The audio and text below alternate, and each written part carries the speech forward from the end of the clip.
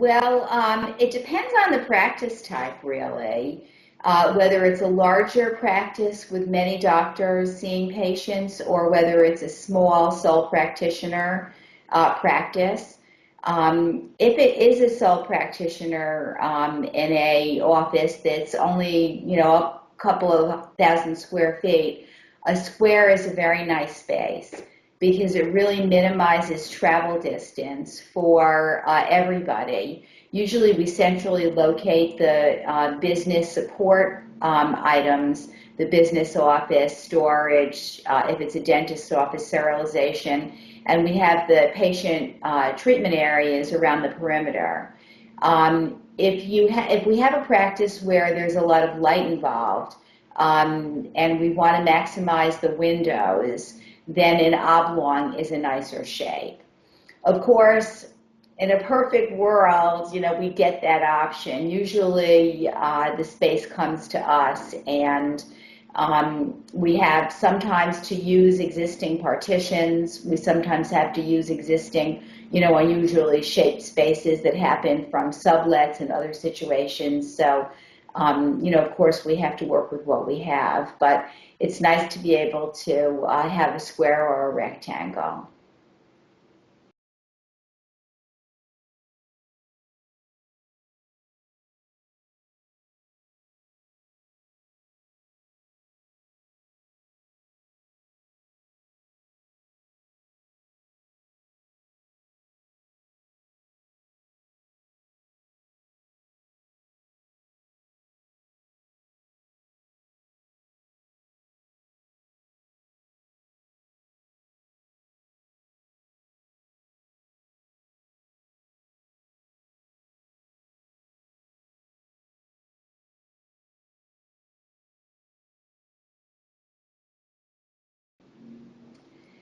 Natural light and color are very important, and they're somewhat subliminal because they're the kinds of elements that people aren't always aware are affecting them.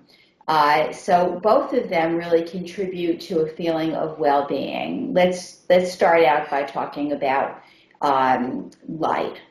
Natural light has a warm quality, and people enjoy not only having the effect of natural light, but also being able to see outside. And it's especially nice when there's some foliage and when there are more interesting things to be able to see out of windows. As a matter of fact, natural light is so important that in environmental design, in LEED design, you get points, you get credits for being able to have access to natural light for staff. So obviously you want to have a motivated, comfortable staff, but it's also very important for the patients. And it's also important for the dentists and the physicians. It gives them an opportunity really to see things as they truly are, and it's very important that they can observe skin color. If they're evaluating a patient's physical condition, or if a prosthodontist, for example, is looking at a patient's teeth and they want to be able to get a good match and really understand what's going on in the mouth, gum color, that sort of thing. Natural light plays a key role. It's nice to be able to have auxiliary lighting, but there's a quality that natural light that's unique to natural light. Then, of course, color is an adjunct to that, and color and light do play together, so it's important to be able to know exactly what kind of light you're going to have in your space when you do your color selections. There is a whole psychology to color, and there are certain colors that are traditionally used for different kind of environments. In healthcare facilities, we tend towards greens and blues, and nature colors, and also neutral colors. It's very nice to be able to use neutral colors, and then if you want to bring more colors into your space, you can use art and other accents, lighting, lighting fixtures, furniture, to be able to bring your accent color in. But when you've got a broader brush of space, it's nice to stay in the greens, blues, browns, earth tones, and neutral colors. It's more comfortable for people.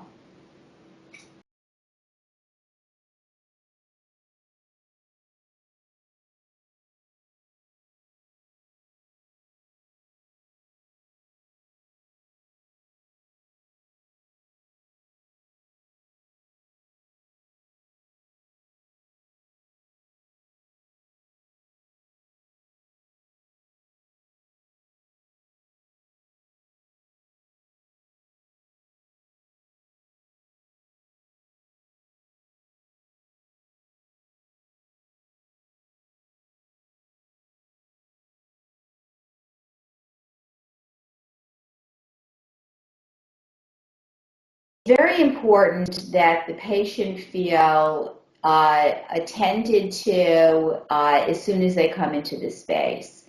It's also important that staff have adequate space to be able to function properly. So some of the things that are critical to keeping everyone's stress level to a minimum and making everyone in the space the most comfortable starts in the reception area. It's important to have adequate sight lines. When a patient comes and sits down and is waiting or comes in to be received, there need to be adequate sight lines, so that the staff in the business office can see the patients, greet them properly, are aware of who's sitting where, who's been waiting. Sometimes things happen and people get lost track of if the staff can't actually see people. So sight lines are very important. Of course, people in the waiting room, patients in the waiting room, need to have enough room to be able to have some privacy. We have a big issue in the United States and probably in other countries as well, but I'm most aware of it in the United States, with different sizes of people and different physical abilities. But the US public has definitely been getting larger. So when we select seating for the reception area, we always make sure that we have comfortable seating for some larger people. If someone comes into the waiting area and they don't have an adequate seat to be comfortable in, then that's going to be a problem. So keeping stress down starts with the reception area, and also sound. You don't want patients in the reception area to be hearing what's going on in the business office. So we have to make sure that we have some good acoustic privacy between the two areas. The business office needs to have plenty of work area. It needs to have adequate storage. And, that helps people function more efficiently. And of course, when you're more efficient, you can get your work done properly. Your stress is reduced. Another thing that's very important, of course, in storage is having adequate storage for everything, so there aren't boxes and other products sitting out in common areas.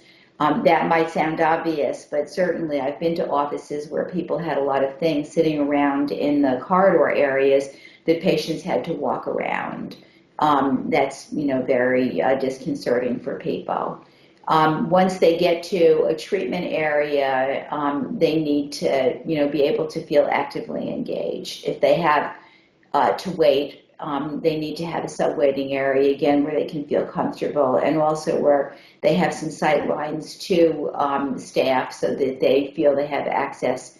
If they feel they've been waiting too long or they have a question, it's important for patients' well-being that they are able to see people, see staff, and be able to access staff during treatment.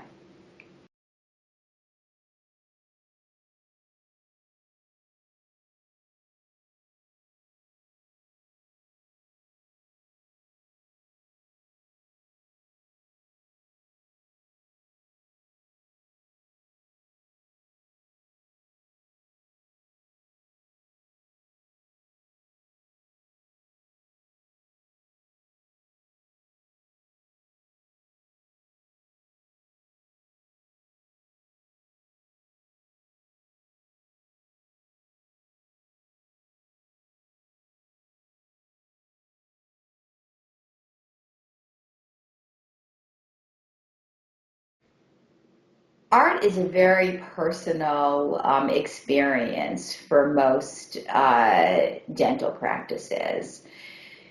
Some of the practitioners like to have dental related art in their office, and so we never discourage them from that. In the art in the office that actually was featured in the article that we're referencing, the dentist had a collection of vintage artwork, and he had some images in the reception area and throughout the rest of the office of some wonderful vintage advertisements for dental products. And they're a lot of fun and people enjoy seeing them. So I don't think that, that could ever be a wrong decision.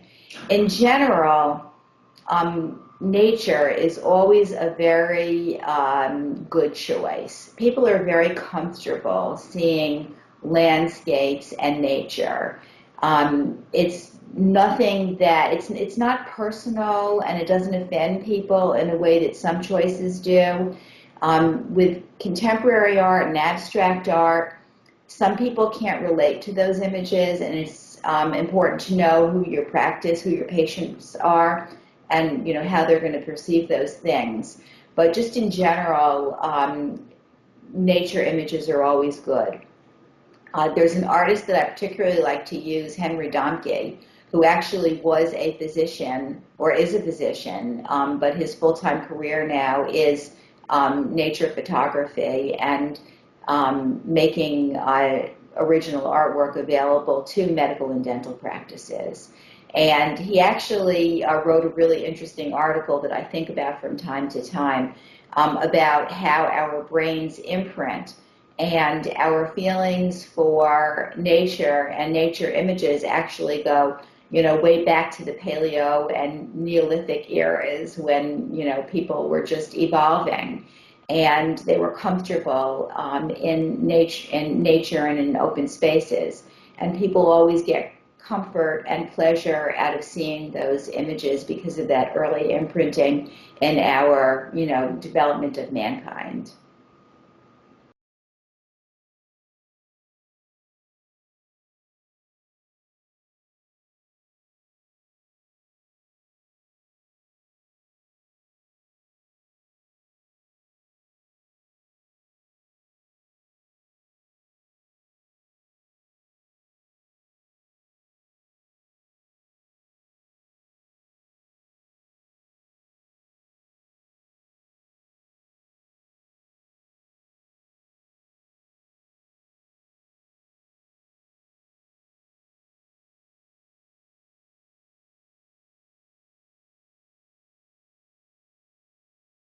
Glass is a really amazing material.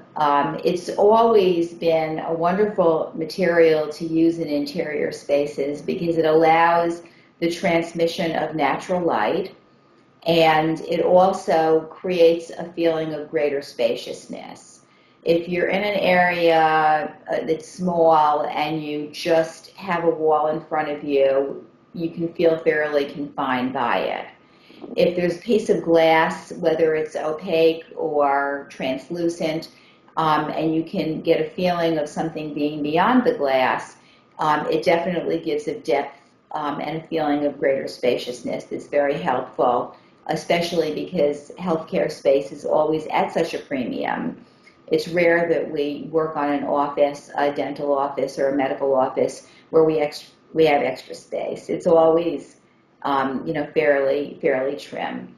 So glass is wonderful for bringing that light and bringing another design element in the space. However, in recent years, there have been a plethora of new glass manufacturers who have really turned glass into a wonderful art form. And we have some opportunities with glass that we never had before.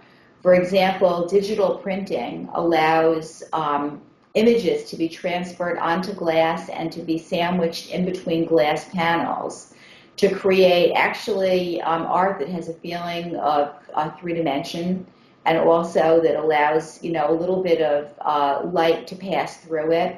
There are also wonderful textures of glass available now with lots of different patterns, and there are also new ways with LED lighting to be able to edge light glass and actually have it glow. So it's one of our more exciting new design materials, and there's a lot of opportunity to be able to use it in this space, for the practitioner's advantage.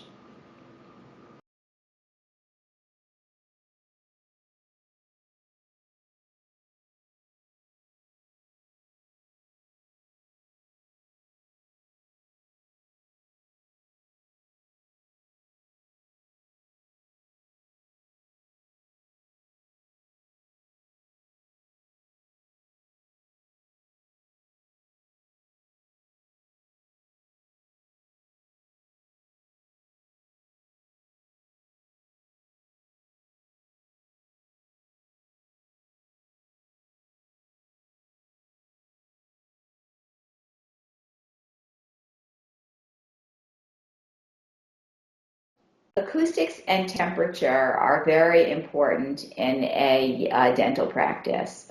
And these are things that aren't always at the top of everyone's mind when they're designing their space, but they'll be at the top of their mind after they've been in their space for a while if these two issues aren't adequately addressed. The acoustics, it can allow or inhibit conversations and discomfort from being heard in places that you don't want them to be overheard. For example, we had spoken about the reception area and the the business office, and not wanting the patients in the seating area to be able to overhear conversation that's going on about patients or with patients in the business office.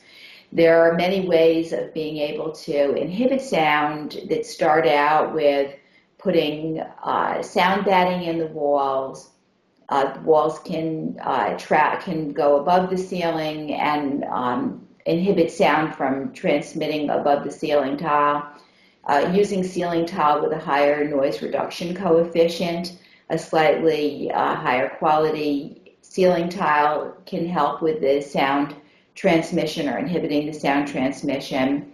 The white noise is another possible strategy to be able to implement in sound inhibition. One of them sounds a little bit like an air conditioning system. It's a very low hum, and it's just a very small unit that can be installed.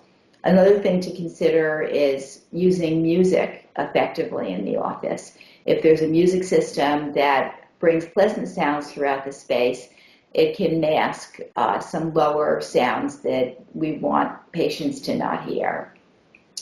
Temperature, climate control is another really big issue. If patients are freezing when they're sitting in the treatment chair, they're going to be very uncomfortable, or conversely, if they're very warm, they're going to be uncomfortable. And it's going to affect the staff, of course, too. They're not going to be able to work at peak efficiency if they're not comfortable. So it's important to be able to make sure there are enough VAV boxes and thermostats located throughout the space in the areas that you want to be able to control separately. There are professionals that can look at the HVAC. Often there's a mechanical engineer that's a consultant on a design project and is involved during the construction document preparation. And if not, then there should be at least another part of the construction team that takes a careful look at this and knows how to navigate through adequate thermostat controls.